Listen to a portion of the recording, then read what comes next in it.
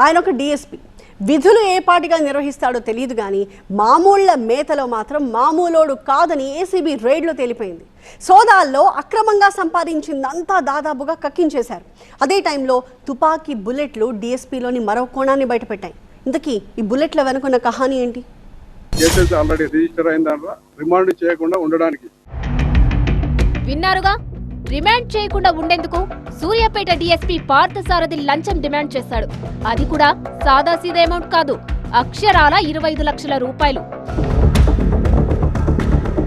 ఈ మధ్య Telangana medical council దాడుల్లో వేర్వేరు ఆసుపత్రులపై కేసులు నమోదు చేశారు. ఓ హాస్పిటల్ నిర్వాహకుడిని రిమాండ్ నుంచి తప్పించేందుకు సీఐతో పాటు డీఎస్పీ ఇద్దరు కలిసి 25 లక్షలు డిమాండ్ చేశారు. అంత ఇచ్చుకోలేనని బాధితుడు చెప్పడంతో ఫైనల్ గా 16 లక్షలు ఇవ్వాలని హుకుం జారీ చేశారు. పైగా ఆ అమౌంట్ కోసం ప్రెజర్ పెట్టారు. తట్టుకోలేని బాధితుడు ఏసీబీని ఆశ్రయించాడు. దీంతో వసూల్ రాజాల బండారం బయటపడింది.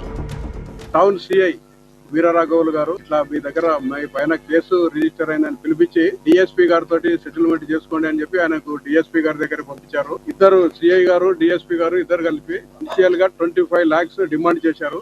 ఆ కంప్లైనెంట్ అంతా లేవు అంటే రిక్వెస్ట్ చేస్తే 16 lakhs కు ఒప్పుకున్నారు. ఆ 16 lakhs తొందర ఇవ్వమని చెప్పి ఆయన మీద ఫోన్లు చేసి ప్రెజర్ చేశారు. ఆ ప్రెజర్ తట్టుకోలేక మరియు వాళ్ళకు డబ్బులు ఇవ్వడం ఇష్టం లేకుండా ఏసీబీ వారిని ఆశ్రయించడం జరిగింది. డీఎస్పీతో పాటు సీఐని అరెస్టు చేశారు. కానీ మ్యాటర్ అంతటితో అయిపోలేదు. హయత్ నగర్ దత్తాత్రేయ కాలనీలో డీఎస్పీ ఇంట్లో ఏసీబీ సోదాలు చేయగా కరప్షన్ కథ మరో మలుపు తిరిగింది. పార్థసారథికి భారీగా ఆస్తులు ఉన్నట్టు గుర్తించారు. వాటి లెక్క తేలుస్తుండగానే తుపాకీ బుల్లెట్లు కళ్ళు బైర్లు కమ్మేలా చేశాయి. ఇందులో 26 లైవ్ రౌండ్ బుల్లెట్లు, 60కి పైగా వాడిన బుల్లెట్లు ఉన్నాయి. పెద్ద సంఖ్యలో బుల్లెట్లు పార్థసారథి దగ్గర ఎందుకున్నాయన్నది ఇప్పుడు మిస్టరీగా మారింది. కానిస్టేబుల్ నుంచి డీఎస్పీ స్థాయికి ఎదిగాడు పార్థసారథి. అప్పటి నుంచి తన దగ్గర బుల్లెట్లు పెట్టుకున్నాడు.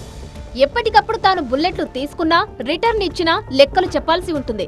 అయితే లెక్క లేకుండా ఇంట్లో ఇన్నేసి బుల్లెట్లు ఎందుకు ఉన్నాయన్నది అంతుపట్టడం లేదు. ఇవన్నీ డిపార్ట్మెంట్ బుల్లెట్లేనా? ప్రైవేట్ గా ఎక్కడైనా కొన్నారా? అసలు పార్థసారథి ఏం చేస్తున్నారు?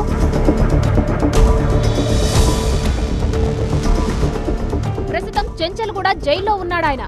ఆయనను పీటీ వారెంట్ పై అదుపులోకి తీసుకుని విచారిస్తే అసలు నిజాలు బయటకొస్తాయంటున్నారు పోలీసులు.